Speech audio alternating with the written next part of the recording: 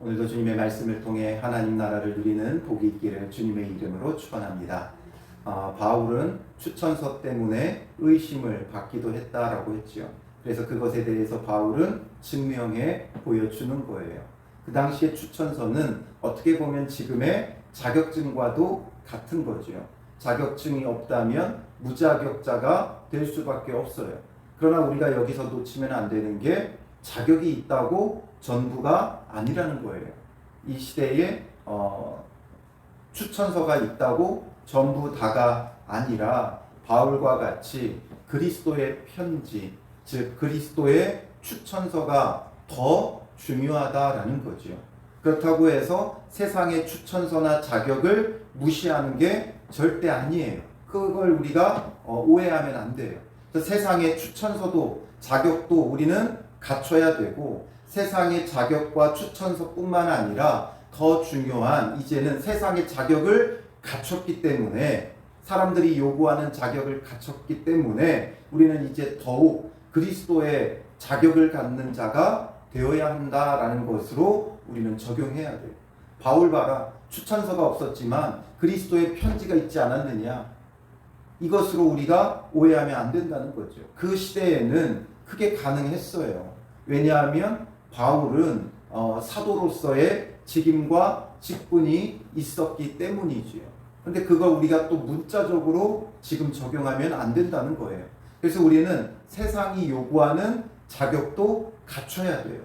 그리고 세상의 자격을 갖췄다면 그것으로 만족하고 끝나는 게 아니라 더욱 그리스도의 자격을 갖춰야 한다는 거죠. 그리스도께서 추천할 수 있는 사람, 그리스도의 편지를 받은 자가 되어져야 하는 거죠. 이것에 더욱 힘써야 돼요.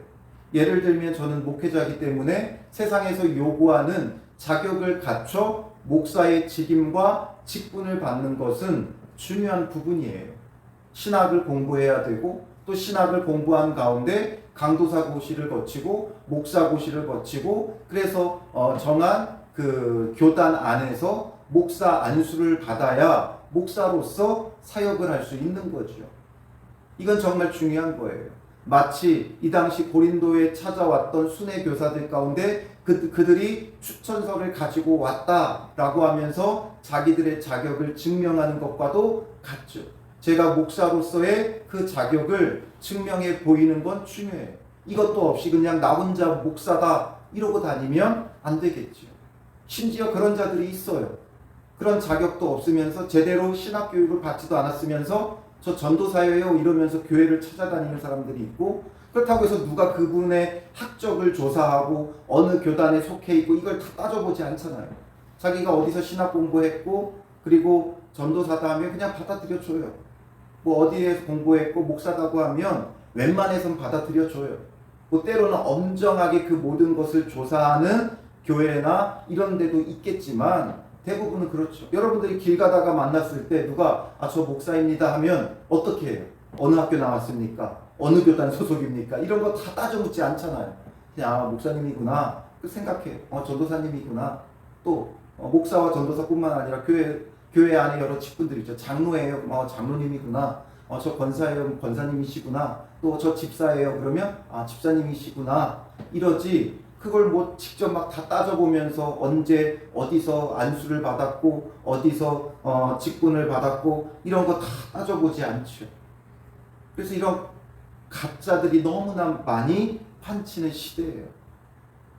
그리고 또 실제로 그런 자격을 갖췄다고 해도 그 자격에 어울리지 않는 사람들이 있죠. 예를 들자면 뉴스에 보도되는 목사님들, 여러 가지 문제로 보도되는 그 목사님들을 보면 따져보면 정말 제대로 된 신학 교육도 받았고 심지어는 외국에 나가 박사학위를 받았던 분들도 있어요. 정말 인정받는 교단에서 자격을 갖춰 목사 안수를 받은 사람들도 있어요. 그런데 그게 전부냐? 그렇지 않다라는 걸 그들이 증명해 보여준 거죠. 그 자격은 그래서 없어도 된다는 게 아니라 항상 그 자격은 기본이고 최소한이에요. 그래서 최소한 그런 자격을 갖춘 다음에 거기서부터가 우리는 출발점이 되어져야 되는 거예요. 자격을 갖췄으니까 다다 이게 아니라 거기서부터 이제 우리에게 필요한 건 그리스도의 자격을 갖추는 게 중요한 거예요. 그때부터는 정말 주님의 사역자로서, 직분자로서 그 자격을 갖춰가기 위해 목사는 목사로서 더 영적으로 거룩하고 또 말씀을 더 바르게 전할 수 있도록 연구하고 공부해야 되는 거죠. 제가 신학교를 다니면서 공부할 때도 교수님들 중에 이제 교수가 됐으니까 분명한 자격을 갖췄죠. 그런데 그 교수님들 중에도 그 교수가 되기 위해 박사학위를 받은 논문들이 있을 거예요. 그런데 그것으로 이제 공부를 더 이상 하지 않는 교수들이 있어요. 그래서 10년 전에 가르치는 거나 지금 가르치는 거나 똑같은 사람들이 있어요. 그런데 교수님들 가운데도 박사학위를 받은 논문이 있지만 끊임없이 연구하고 말씀을 공부하고 준비해서 계속 논문을 새롭게 학계에 발표하면서 또 가르치는 내용이 매년 새로워지고 바뀌어가는 사람들이 있어요. 그래서 더 깊이 연구하고 더 올바른 것들을 학생들에게 가르치려고 해요. 그러면 그것을 공부하고 있는 신학생들은 어떻게 반응하겠어요? 10년 전이나 지금이나 전혀 그분이 박사학위 받고 교수 됐을 때나 지금이나 20년이 지나고 30년이 지나도 여전히 똑같은 걸 전할 때 그때 하나님의 말씀은 영원히 변치 않으니까 하면서 그게 받아들여지겠어요? 그렇지 않아요. 끊임없이 말씀이 연구되어지고 더 바른 것들이 밝혀져 가고 있는데도 불구하고 변하지 않으면 그 교수는 학생들에게 인정받지 못해요. 교수라는 자격은 있고 사람들은 교수라고 불리지만 학생들은 그의 말을 별로 귀 기울여 듣지 않아요. 그저 학점 따려고 자격만 갖추려고 수업을 듣죠. 그런데 날로 연구하고 또 연구하고 더 올바른 것을 가르치기 위해 몸부림치는 교수님이면 그 수업에 더 귀를 기울이는 거예요. 그래서 우리는 자격을 갖추는 건 필수예요. 그러나 그 다음에 더 중요한 건 정말 주님 안에서 합당한 일꾼이 되는 거죠. 그래서 지금 그냥 자격증만 들이밀었던 고린도 교회에 와서 자격증만 들이밀었던 그 거짓 교사들과 자격증은 없었어도 추천서는 없었어도 정말 참된 하나님의 일꾼이 된 바울, 이것을 증명해 보여주고 이제 오늘 본문은 그 두 가지의 직분을 비교해 주는 거예요. 무엇이 더 옳은 것이냐, 무엇이 더 영광스러운 것이냐, 이것을 설명하는 거죠. 6절에 그가 또한 우리를 새 언약의 일꾼 되기에 만족하게 하셨으니, 그가는 누구예요? 우리의 주 되신 그리스도 예수를 말하는 거죠. 그리스도 예수께서 또한 우리를 새 언약의 일꾼이 되기에 만족하게 하셨다. 새 언약의 일꾼이 되게 하셨다라는 거죠. 만족하게 하셨다라는 건 정말 그 자격이 충족되게 하셨다라는 거죠. 새 언약의 일꾼은 그러면 누구를 말하는 거겠어요?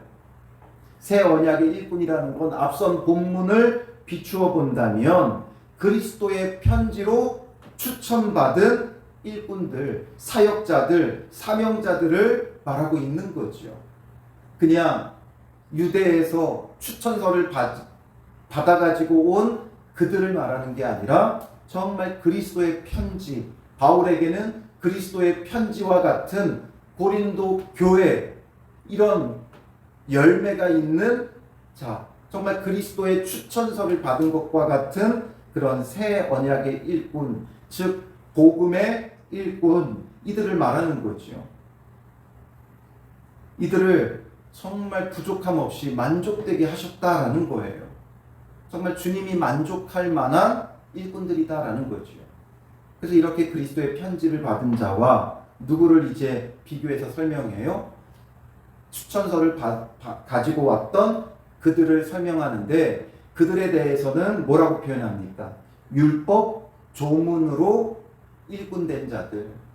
왜 율법 조문이라고 하냐면 그들 대부분이 여전히 율법을 강조하고 율법을 지켜야만 한다라는 입장이 있었기 때문에 그래요.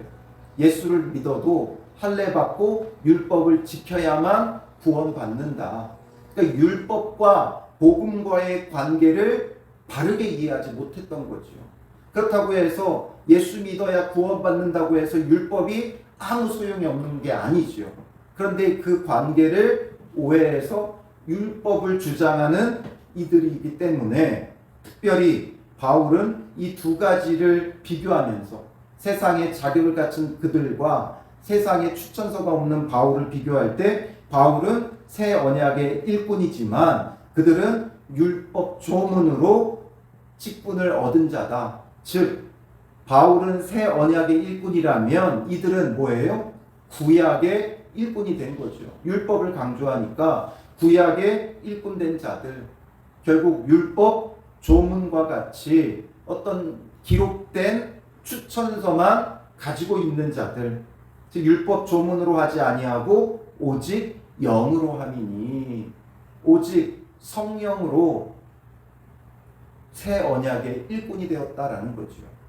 그들이 말하는 추천서가 아니라 성령으로. 율법 조문은, 그래서 율법 조문은 죽이는 것이요, 율법 조문은 죽이는 것밖에 안 된다는 거예요. 율법으로서는 사람을 살릴 수 없어요. 율법 조문으로서는 우리가 죄인이고 죽을 수밖에 없다라는 게 드러나게 되어 있다라고 그랬죠. 그러나 영은, 성령은 우리 안에서 우리를 새롭게 하고 거룩해 하며 살리는 것이다 라는 거예요. 살리는 건 율법이 아니라 성령이다. 그러니 성령으로 우리 마음의 신비에 기록된 그리스도의 추천서가 기록된 새 언약의 일꾼된 자들인 자기들은 그리스도께 정말 만족함이 되었다라는 거죠. 그래서 7절에 돌에 써서 새긴 죽게 하는 율법 조문의 직분도 영광이 있어. 율법 조문의 직분도 영광은 있다라는 거죠. 그걸 완전히 무시하는 게 아니에요. 그래서 그 율법 조문의 직분의 최고봉은 누구예요? 모세죠. 모세는 율법의 대표예요. 그러니까 그 모세에게도 영광이 있다, 이 이야기를 하는 거예요. 이스라엘 자손들은 모세의 얼굴에 없어질 영광 때문에도 그 얼굴을 주목하지 못하였거든. 지금 바울이 설명하고 있는 내용의 배경이 되는 건 출애굽기 34장이에요. 모세가 시내산에서 하나님과 언약을 맺고 그 언약의 돌판을 가지고 내려올 때 그의 얼굴이 어땠어요? 해와 같이 빛났었죠. 출애굽기 34장 29절 30절에 보면 모세가 그 증거의 두 판을 모세의 손에 들고 시내산에서 내려오니 그 산에서 내려올 때에 모세는 자기가 여호와와 말하였으므로 말미암아 얼굴 피부에 광채가 나나 깨닫지 못하였더라. 아론과 온 이스라엘 자손이 모세를 볼 때에 모세의 얼굴 피부에 광채가 남을 보고 그에게 가까이 하기를 두려워하더니, 모세의 얼굴에 광채가 났어요. 율법 조문의 이 직분을 가진 모세에게도 영광이 있었다라는 거죠. 그러나 그 영광은 어떤 영광이라고 표현하고 있어요? 없어질 영광. 잠깐 있다가 없어졌어요. 그래서 그 영광이 있을 때는 모세가 어떻게 했어요? 수건을 썼죠. 그 머리에 수건을 썼어요. 그리고 그 영광의 광채 때문에 사람들은 어떻게 했어요? 모세를 가까이 하기를 두려워했어요. 그러니까 그 영광에 접근할 수 없었다는 거예요. 율법이란 그거예요. 율법으로서 우리가 영광스러운 하나님께 접근할 수 있어요, 없어요? 없죠. 그런데 성령을 통해서는, 예수 그리스도를 믿음으로 주어진 그 성령을 통해서는 우리가 거룩함을 얻고 하나님께 직접 나아가는 은혜를 입은 거죠. 우리는 이제 하나님께 직접 나아갈 수 있어요. 그러나 율법의 시대에는 하나님의 그 영광에 우리가 접근할 수 없었기 때문에 모세에게는 수건을 덮어서 접근하지 못하게 했었고, 또 성막에는 휘장을 통해 나아갈 수 없게끔 했어요. 그 영광을 가리웠어요. 그렇지 않으면 그들이 죽을 수밖에 없었죠.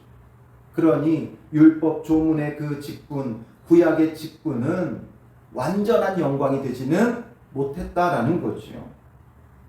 그러나 하물며 영의 직분은 더욱 영광이 있지 아니하겠느냐. 이 율법의 직분, 구약의 직분도 영광이 있었어요. 모세가 율법을 받아가지고 올 때 그의 얼굴에 광채가 나며 영광이 있었어요. 그런데 이 영의 직분, 예수 그리스도를 통해 주어진 성령으로 얻은 이 복음의 직분, 바로 그리스도의 향기가 되어지는 이 직분은 더욱 영광이 있지 아니하겠느냐. 정죄의 직분도 영광이 있은즉 의의 직분은 영광이 더욱 넘치리라. 영광되었던 것이 더 큰 영광으로 말미암아 이에 영광될 것이 없으나. 여러분, 어두울 때는 밖에 나가서 조그만 랜턴, 후레쉬 하나만 켜도 그 빛이 어마어마하게 밝죠. 굉장히 영광스러워요. 밝은 빛이 돼요. 그런데 해가 뜨면 어떻게 돼요? 랜턴을 켰는지 안 켰는지도 구분이 안 돼요. 해가 뜨면 그 햇볕이 너무 강하기 때문에 후레쉬를 켰는지 안 켰는지도 구분이 잘 안 될 정도죠. 밤에 가게에 불을 켜놓으면 지나가면서 불 켜놓은 게 아주 환하게 보여요. 그런데 낮에는 지나가면서 어떤 가게에 불 켜놓은 게 잘 안 보여요. 이 가게에 지금 하나 싶을 정도로 자세히 들여다보게 돼요. 이런 것처럼 영광이 있어도 완전한 영광이 오면, 모세의 얼굴이 아무리 밝게 빛났어도 그리스도의 그 온전한 영광, 더 큰 영광이 오면 그건 아무것도 아닌 게 되어지는 거죠. 11절에 없어질 것도 영광으로 말미암았은즉 길이 있을 것은 더욱 영광 가운데 있느니라. 더욱 영광 가운데 있다라는 거죠. 길이 있을 것, 영원히 있을 것. 바로 예수 그리스도로 주어진 이 영광은, 이 영광스러운 직분은 없어지지 않는다라는 거예요. 그래서 구약의 직분, 모세도 있다가 없어졌고, 그리고 구약의 직분이었던 레위인들의 그 직분도 다 없어졌고, 제사장의 직분, 대제사장의 직분, 이들보다 더 큰 대제사장이신 예수 그리스도가 오셨기 때문에 이 모든 직분은 없어졌죠. 그러니 이제는 그 그리스도 예수를 통해 영의 직분, 그리스도의 향기가 되어질 그리스도의 편지가 있는 자들, 이게 더욱 영광스러운 직분이지 않겠느냐, 이걸 말하고 있는 거예요. 그래서 우리는 세상의 자격도 갖춰야 되지만 더 중요한 건 뭐라고요? 예수 그리스도를 통해 정말 그리스도인으로서의 자격, 주님의 일꾼으로서의 자격을 갖추는 게 더 중요하다라는 거예요. 12절에 우리가 이 같은 소망이 있으므로 담대히 말하노니, 이 같은 소망은 뭐예요? 더 온전하고 영원하고 완전한 길이 있을 영광이 우리에게 있다라는 거죠. 율법에 없어질 영광이 아니라 더 큰 영광, 없어지지 아니하는 영광, 길이 있을 이 영광이 우리에게 있다라는 거예요. 그러니 담대히 말한다. 출애굽기 34장 29절에서 35절에 이 모세의 얼굴에 광채가 났던 것에 대해서 바울은 설명하고 있는 거예요. 이 광채 때문에 모세가 어떻게 해요? 수건으로 자기의 머리를 가리죠. 그리고 율법을 전할 때만 잠깐 벗었다가 율법을, 말씀을 전할 때만 벗었다가 또 말씀을 전하고 나면 어떻게 해요? 쓰죠. 이 율법의 영광은 빛났다, 안 빛났다, 빛났다, 안 빛났다 하는 임시적인 것이었어요. 그래서 앞서서 아까 출애굽기 34장 29절 30절을 보았지만 이제 이어지는 그 내용들을 쭉 보면 출애굽기 34장 33절에 모세가 그들에게 말하기를 마치고 수건으로 자기 얼굴을 가렸더라. 율법을 그들에게 전할 때는 영광의 광채가 있었지만 전하고 난 다음에는 가렸어요. 또 그러나 모세가 여호와 앞에 들어가서 함께 말할 때에는 나오기까지 수건을 벗고 있다가 나와서는 그 명령하신 일을 이스라엘 자손에게 전하며, 이스라엘 자손이 모세의 얼굴에 광채를 보므로 모세가 여호와께 말하러 들어가기까지 다시 수건으로 자기 얼굴을 가렸더라. 다시 가렸어요. 사람들이 자기 얼굴에 광채만 보는 거예요. 그러니까 가려요. 왜냐하면 이것은 영원한 게 아니기 때문에 가리는 거죠. 그 광채에 주목하는 건 옳지 못하다는 걸 알기 때문에, 더 영원하고 완전한 광채가 있기 때문에 모세도 자기에게 있는 광채를 스스로 가렸죠.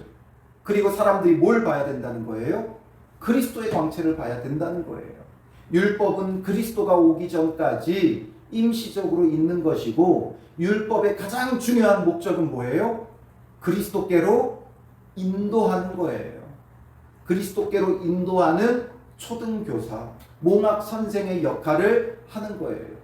그리고 우리는 그 율법으로 구원받는 게 아니라 율법 때문에 우리가 죽을 수밖에 없는 죄인이라는 것을 깨닫고 그리스도께로 나가는 그 초등교사, 몽학 선생의 역할만 하는 것이다 라는 거죠.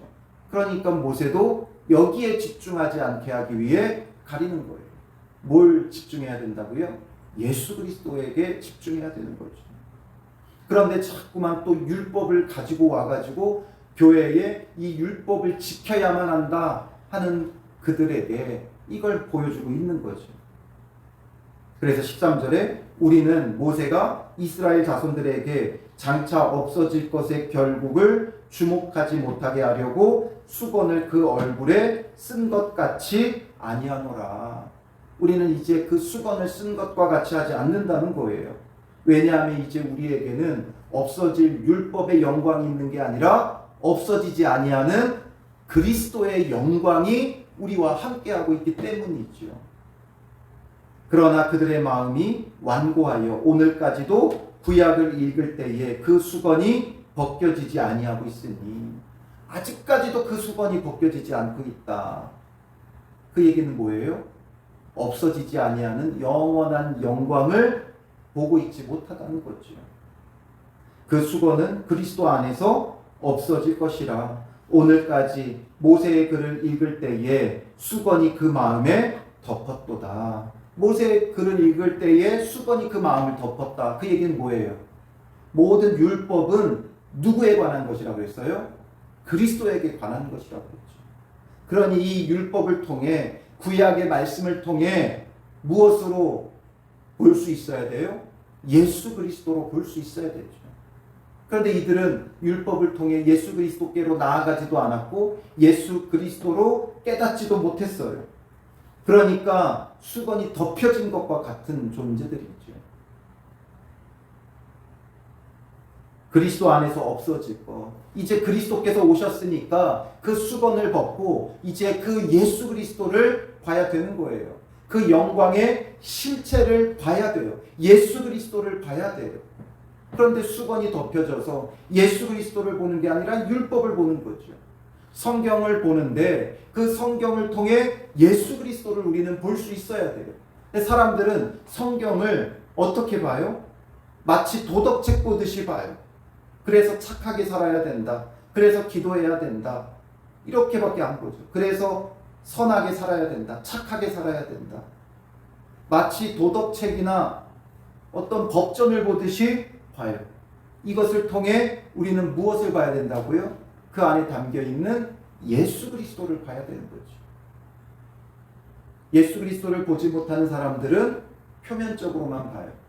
그래서 성경의 지식을 쌓게 되고 성경의 내용에 만족해요. 그 내용을 해석할 힘이 필요하죠.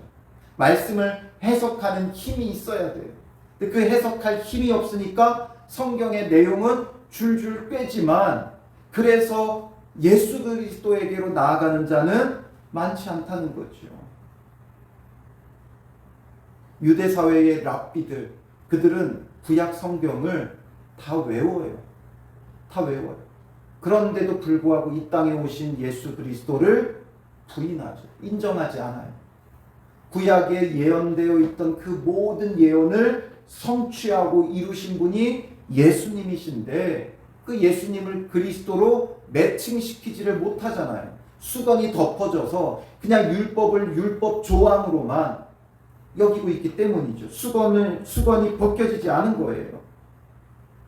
그러나 언제든지 16절에 주께로 돌아가면 그 수건이 벗겨지리라. 바로 예수 그리스도에게 나아가면 그 수건이 벗겨지고 이 예수님이 이 율법에서 구약에서 말하던 그리스도인 것을 알게 되어지는 거죠. 그 수건이 벗겨져야 돼요. 주는 영이시니 주의 영이 계신 곳에는 자유가 있느니라. 바로 그 그리스도 안에서 성령을 받아야 참된 자유가 있고 그 자유는 수건을 벗을 수 있는 자유인 거예요. 이전에는 수건을 써야만 했어요.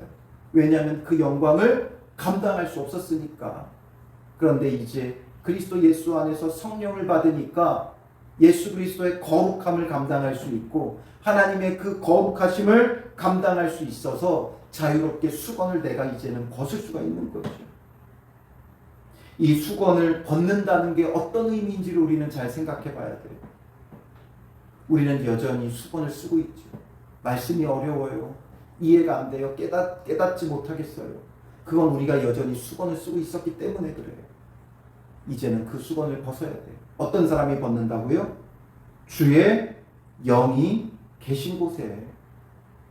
주의 영이 계시면 자유가 있어서 그 수건을 벗고 온전히 주님의 말씀을 깨달을 수 있는 거예요. 18절에 우리가 다 수건을 벗은 얼굴로 거울을 보는 것 같이 주의 영광을 보매. 이제는 그의 수건을 벗고 주의 영광을 본다는 거예요. 이전에는 볼 수 없어서 모세의 얼굴에 수건을 오히려 씌워야 했고 지성소로 나아갈 수 없어 휘장으로 가려야 했지만 이제는 예수 그리스도 안에서 성령 받으면 그 수건을 벗고 이제 그 영광 가운데로 나아갈 수 있고 심지어는 우리도 이제 그리스도가 우리 안에 계시고 성령이 우리 안에 계심으로 그의 영광과 우리가 어떻게 돼요? 같아져야 하는 거예요. 그와 같은 형상으로 변화하여 영광에서 영광에 이르니 곧 주의 영으로 말미암음이니라. 결국 주의 영으로 말미암는다는 거예요. 주의 영으로 우리는 그리스도의 영광과 같은 형상을 입게 되어진다. 수건을 벗고. 이게 지금 구약적인 지식을 갖고 있는 자들에게는 너무 중요한 설명이고 깨달음이 있는 말씀이지만 우리는 사실 구약적인 어떤 전통과 지식을 갖고 있지 않기 때문에 이 말씀을 좀 접근하는 게 어려워요. 뭐 이 말이 저 말 갖고 율법 조문이 어떻고 또 구약의 직분이 어떻고 모세가 또 수건을 쓰고 벗고 이 말들이 우리에게는 조금 어려울 수 있어요. 그런데 중요한 건 뭐냐면 어떻게 보면 우리가 세상에서 받는 어떤 자격과 이런 것들 필요해요. 그건 초보적인 단계예요. 그 다음에 우리에게는 수건을 벗는 게 필요하다고요. 수건을 벗으면 어떻게 된다는 거예요? 그리스도의 영광을 얻는다는 거죠. 그 수건을 벗는 게 뭐라고요? 예수 그리스도로 말미암아 주의 영이 계시면 내 안에 주의 영이 계시면 그 수건이 벗어지는 거예요. 주의 영이 계시지 않으면 여전히 수건을 쓰고 제대로 온전히 알지 못하는 거죠. 그래서 우리가 항상 하나님의 말씀을 대할 때 내가 아는 지식으로 접근하면 안 돼요. 어떤 국어 선생님이 그 얘기를 하더라고요.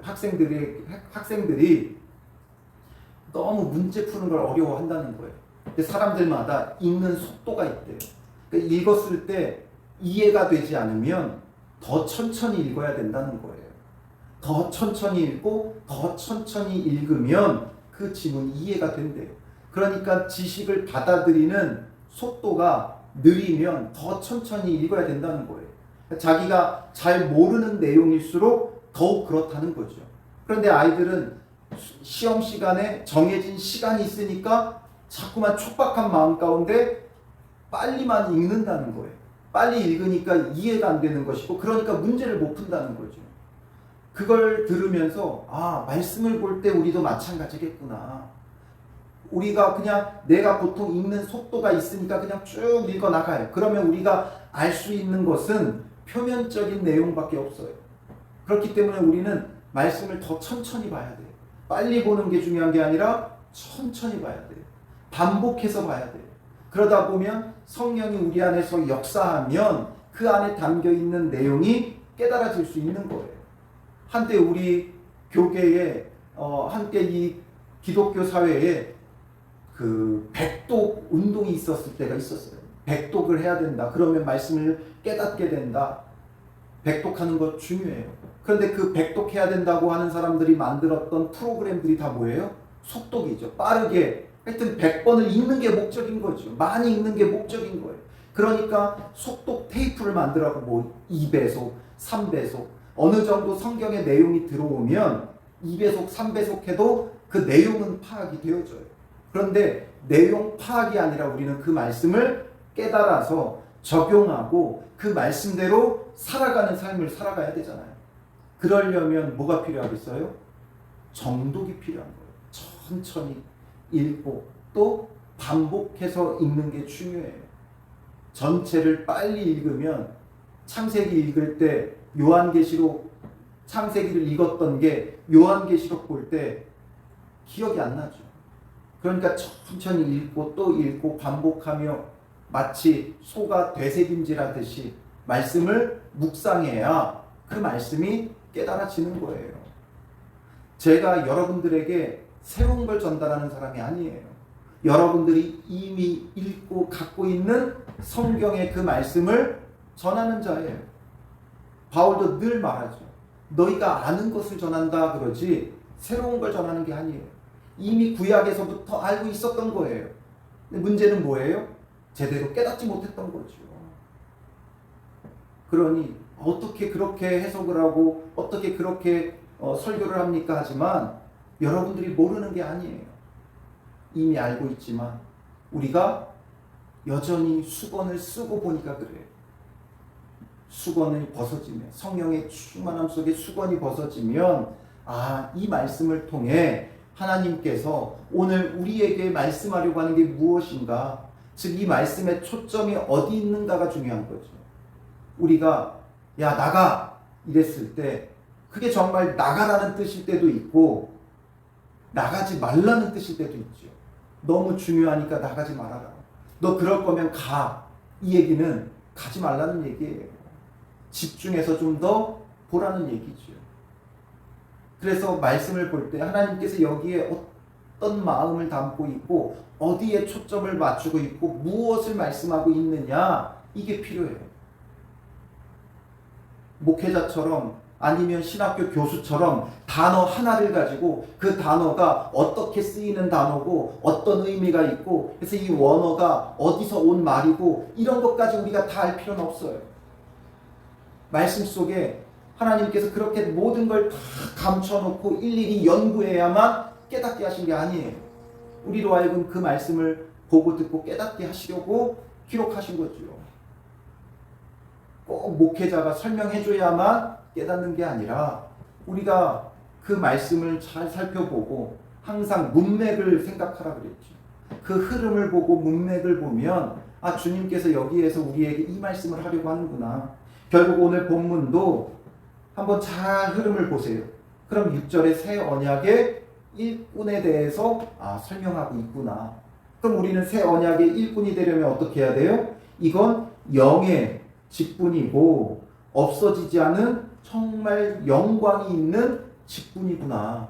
이걸 우리가 깨닫게 되고 그래서 이 영원한 영광이 있는 직분이기에 우리가 이것을 받는 것이 정말 소망이다라는 것을 알아야 돼요. 그래서 이제 우리는 그 소망을 가지고 수건을 벗은 얼굴로 주의 영광을 보는 자가 되어야 되는구나. 이런 흐름이 있는 거죠. 막 하나하나 구약의 모세가 어떻고 저쩌고 율법을 받을 때 그 광채가 어떤 광채였고 뭐 이런 걸 우리가 다 연구할 필요는 없죠. 말씀의 흐름을 보세요. 새 언약의 일꾼이다. 바울은 새 언약의 일꾼이고 이 새 언약의 일꾼 된 걸 얼마나 영광스럽게 생각하고 있고 그래서 계속 영광에 대해서 말하고 있죠. 그 다음에 영광에 대해서 말하다가 무엇으로 넘어가요? 수건으로 넘어가죠. 수건으로. 그래서 영광, 정말 영광스러운 직분이라는 것. 우리가 주님 안에서 주께 쓰임받는 게 이렇게 큰 영광이라는 것을 알고 그래서 이제는 우리가 수건을 쓴 자가 아니라 수건을 벗은 자가 되어야 된다는 거예요. 그러니까 말씀을 덮어놓고 믿는 게 아니라 이제 그 영광스러운 말씀을 바르게 알고 깨닫고 그 말씀을 통해 정말 그리스도를 바르게 알고 바르게 믿어야 돼요. 우리는 항상 신앙에 어떤 자세를 가져야 된다고 했어요? 더 바르게 알고 더 바르게 믿고 더 본질적인 것이 무엇인지를 찾는 자가 되어져야 한다고 그랬죠. 우리의 믿음이 거짓 것이고 우리가 아는 것이 헛것이어서가 아니라 그랬죠.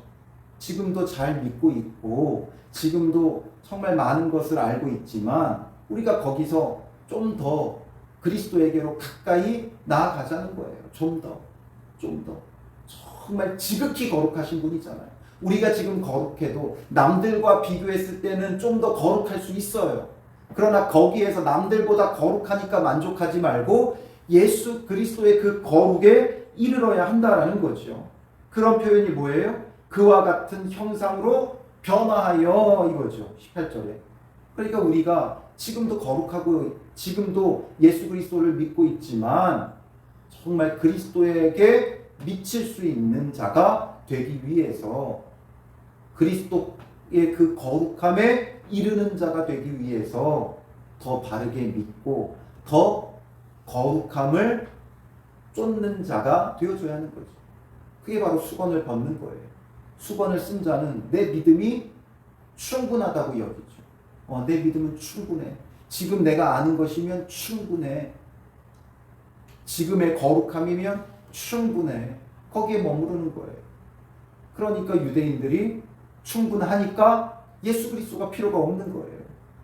우리는 이 율법을 따라 충분히 거룩하게 섬기고 있고 충분히 하나님을 잘 믿고 있다라고 하니까 예수님이 오셔도 충분하니까 예수님이 필요 없는 거죠.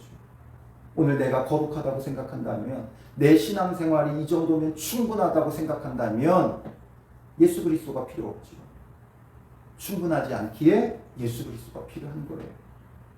그래서 우리는 지금 내가 가진 직분 아니면 어떤 자격 이런 것으로 만족하지 말고 정말 수건을 벗고 새 언약의 일꾼이 되기를 더 영광스러운 그리스도와 같은 형상으로 변화되기를 주님 앞에 구하는 믿음의 사람이 되어져야 하는 것이죠. 그러므로 오늘도 주님 안에서 참된 새 언약의 일꾼으로 세워져 가는 더 참된 믿음을 찾고 더 참된 거룩함을 찾고 그래서 그 더 참된 믿음, 더 참된 거룩함의 끝에 뭐가 있겠어요? 예수 그리스도가 있는 거죠. 그때 만나게 되는 예수님이 참 예수님이고 그 거룩이 정말 없어지지 아니하는 영원한 영광과 거룩함이 되어지는 거예요. 그래서 예수 그리스도를 향해 오늘도 새 언약의 일꾼으로 한 걸음 한 걸음 나아가는 믿음의 사람들 되시기를 주님의 이름으로 축원합니다. 기도하겠습니다. 살아계신 아버지 하나님, 오늘 우리를 새 언약의 일꾼으로 불러주신 주님, 그러나 우리는 이것을 깨닫지 못하고 여전히 율법 조문을 따르는 수건이 벗겨지지 않는 어리석음 가운데 있사오니 주님 우리의 이 어리석음을 용서하여 주시고 더 바르게 예수 그리스도를 알고 예수 그리스도를 믿고 더 본질적인 신앙생활을 할 수 있는 믿음의 사람들이 되게 하여 주시옵소서. 그 끝에 계실 예수 그리스도를 향하여 오늘도 한 걸음 한 걸음 나아가며 수건이 벗어진 예수 그리스도로 말미암아 성령의 충만함을 얻은 믿음의 사람들 되게 하여 주시옵소서. 오직 주의 영으로 말미암아 수건이 벗어지게 하시고 말씀을 통해 더욱 참되게 예수 그리스도를 보고 깨닫고 그 예수 그리스도를 믿고 따르는 믿음의 사람들이 되게 하여 주실 줄 믿사오며 예수님의 이름으로 기도합니다. 아멘.